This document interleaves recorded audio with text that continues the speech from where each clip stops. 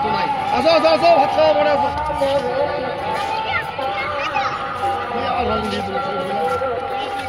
সব জায়গায় একটা না একটা মাইক বাজছে। এখানে কীর্তন হচ্ছে, যে হরিনাম সংকীর্তন। বুঝতে পেরেছি। হ্যাঁ দিদি, চিন্তা নাই, গাইড সঙ্গে আছে মানে আপনি এখন 10-15 মিনিট টাইম পাবেন। দিদিদেরকে সুন্দর করে বুঝিয়ে নিয়ে আসো। যাও দিদি, তোমারটা আমি ধরে নেবো, যাও যদি হয়।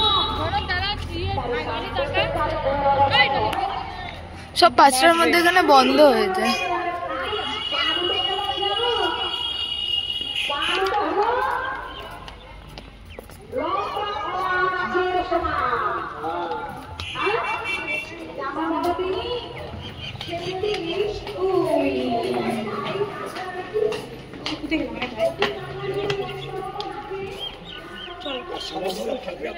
আচ্ছা, আপনার কেউ নেই আপনাদের?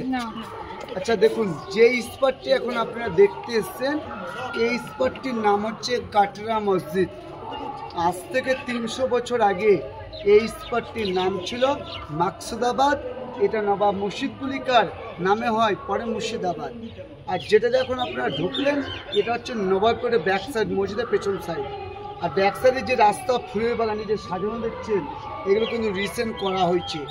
নবাব মুর্শিদকুলি খাঁর সময়তে সপ্তাহ 2 দিন এই লনগুলোতে সবজি বাজার বসতো নবাব মুর্শিদকুলি খাঁর আদেশে।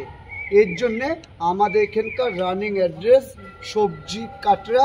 কাটরা বাজার হচ্ছে আরবি ভাষা, আর কাটরা মানে হচ্ছে বাজার।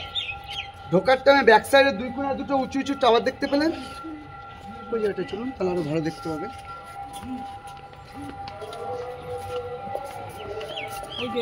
হ্যাঁ, 2 কোণায় 2টো উঁচু উঁচু টাওয়ার দেখছেন, এগুলোকে বলা হয় ওয়াচ টাওয়ার। এখন যেমন প্রত্যেকটা মন্দির মসজিদে প্রার্থনা করার জন্য কি মাইকের ব্যবস্থা আছে, 300 বছর আগে কোনো মাইক সাউন্ড ছিল না। এই যে টাওয়ারের উপরে উঠে টিনের চোং অথবা বাঁশের চোং দিয়ে সকাল বিকেল আরবি আজান দিতেন। আজান দিলে কি পার্শ্ববর্তী গ্রামের মানুষরা শুনতে পেত। আর দ্বিতীয় কাজ, বাইরে থেকে কোনো শত্রু আসলে তাদেরকে ফলো করা হতো। এর উচ্চতা হচ্ছে 70 ফুট, আর এর উপরে ওঠার জন্য সিঁড়ি আছে 67টা।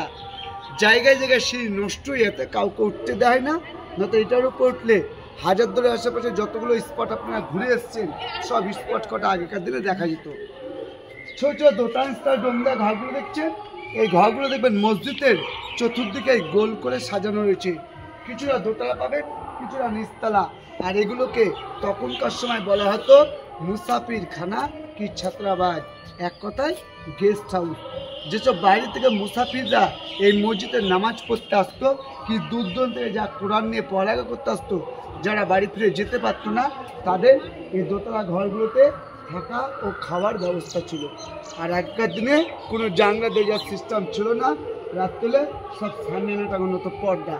আর নিচের এই যে ছোট ছোট ঘরগুলো দেখছেন, এই ঘরগুলো হচ্ছে তখনকার সময়তে মাদ্রাসা, পড়াশোনার জন্য। মুর্শিদকুলি খাঁর সময় এই ছোট ছোট রুমগুলোতে 4টে করে ছাত্র, 1টা করে শিক্ষক, এইভাবে 700 বাচ্চা একসঙ্গে বসে আরবি, উর্দু, ফার্সি 3টে ভাষায় তালিম দিতেন, মানে পড়ানো হতো। আর প্রত্যেকটা মসজিদের গেটগুলো দেখুন ছোট করা, কারণ যে কোনো মন্দির মধ্যে ঢুকতে গেলে মাথা নিচু করে মসজিদটা সম্মান নিয়ে ঢুকতে হবে।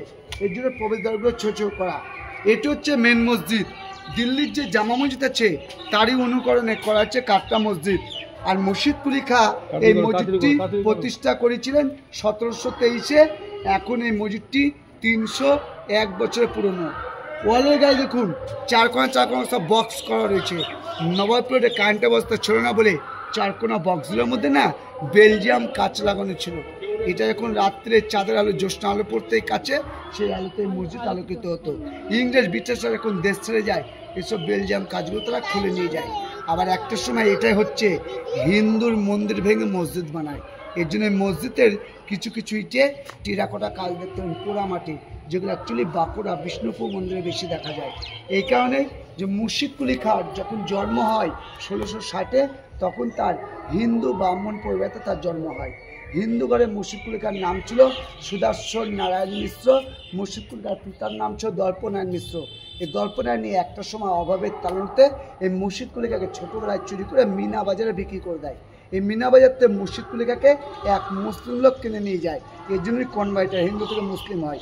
এই মসজিদটি যখন বানিয়েছিল 23-24 মধ্যে 2 বছরে 1725 যখন সে জানতে পারে সে হিন্দু ঘরের ছেলে, তখন হিন্দু সমাজে ফিরে যায়।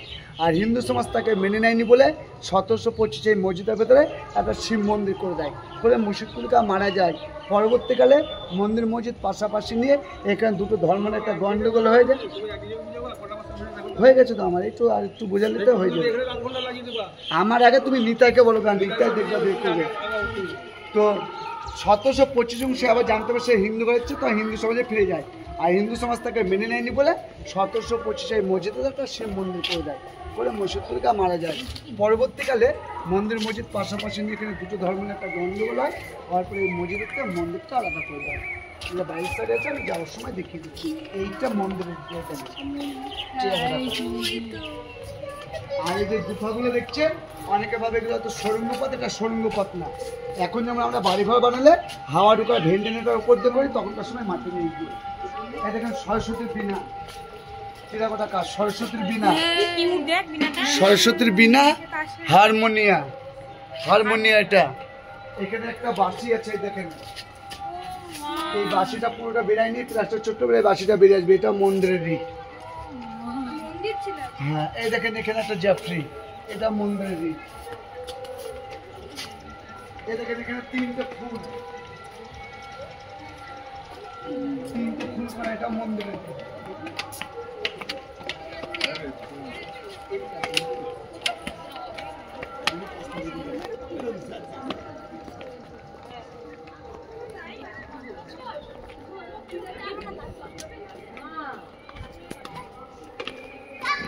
এটা হচ্ছে মেন মসজিদের ভেতরটা, মাথার উপর ডোমগুলো দেখছেন ছাদের মতন, এগুলো ডোম 5টা ছিল।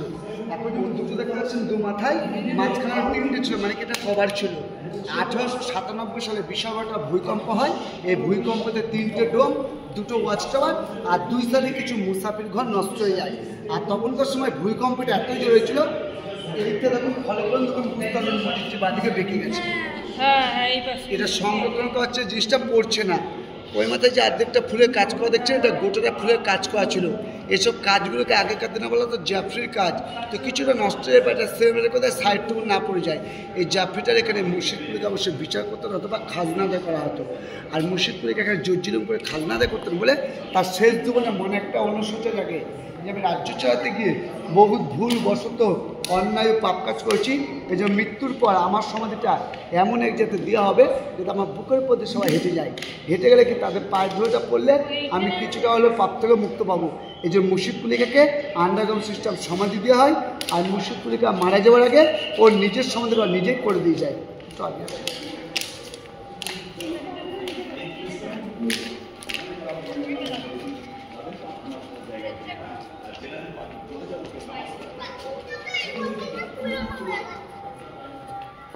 এটা হচ্ছে তখনকার সময় মেন গেট, এটা হচ্ছে তখনকার সময় মেন গেট। মেন গেট হচ্ছে মুর্শিদ কুলিকার সমাধিটা। হিন্দু ধর্মে যেমন প্রত্যেকটা বাড়ি গেটে ভগবানের নাম লিখি, এদেরও মসজিদে ভগবানের নাম লেখা, এটা আরবি ভাষায় লেখা হচ্ছে আল্লাহু ইলাহা ইল্লাহ। আবার হিন্দু ধর্ম যেমন আমাদের পুরোহিত, মুসলিম ধর্ম হলো মৌলবী। এখানে যখন নামাজ হতো তখন ওদের মৌলবী সাহেব এই জায়গাটা দাঁড়াতো, দাঁড়িয়ে এখানে নামাজটা পড়ানো হতো। আর দেখতে পারেন দেখুন পদ্ম ফুল, জায়গা নেই বলে বাবু এটা অর্ধেকটা দেখছো। এই পদ্ম ফুল কোনো মসজিদে দেখতে পাবো না, মসজিদে দেখা যায় গোলাপ ফুল, মন্দিরে দেখা যায় পদ্ম ফুল। আমি গোটারাও দেখাবো, এবার এখানে আসো। পায়ের নিচে দেখাবো ছোট ছোট পাতলা পাতলা ক্যাসেটের মতনই, এগুলোকে তখনকার সময় বলতো বাংলায়, যেটা এখন পাবেন এখন বড় বড়। দেখো সব চারকোনা বক্স করা রয়েছে। এখনকার মানুষরা দেখবে নামাজ পড়ার সময় কী করে, তোয়ালি ব্যবহার করে। তখনকার সময় 4 কোণাটা হচ্ছে আসন, তার মানে কি এক একজনে এক একটা আসনে বসে নামাজ পড়তেন। এরকম 4 কোণা আসনে এই চাতালটির মধ্যে 2000টি আছে। মুর্শিদ কুলিকার সময় 2000 জন একসঙ্গে বসে নামাজ পড়তো। আর নামাজ পড়ার সময় নামাজিদের গায়ে কোনো রোদ বৃষ্টি আর না লাগে, ওয়ালে গায়ে দেখো পাথরের লোহার বালা দেওয়া রয়েছে, এগুলোর সঙ্গে সামেনা টাঙানো হতো, মানে টেন্ট করা হতো, যাতে যারা নামাজ পড়বে তাদের গায়ে রোদ বৃষ্টি না লাগে। আর এখানে যখন নামাজ পড়তে বসতো, নামাজিদের নাকে কোনো দুর্গন্ধ না আসে, সুগন্ধের জন্যে সাদা ঘরগুলো দেখা যাচ্ছে। এই ঘরগুলোতে সকাল সন্ধ্যা দুবেলা চন্দন কাঠ পোড়ানো হতো। যেমন আমরা সন্ধ্যাবাতি দিতে গেলে ধূপকাঠি ধূপ দিই, তেমন ওরা চন্দন কাঠ পোড়াতো। আসুন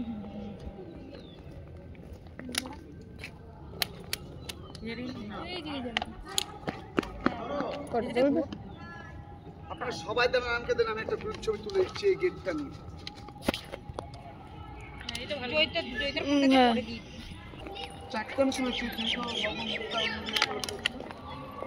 দিদি কবরের তালা মেরে দিয়ে কবরটা দেখতে পাবো। ছবি তুললে কোথায় তুলে নাও, কারণ আমরা উপরে রাখবো না, বন্ধ হয়ে যাচ্ছে।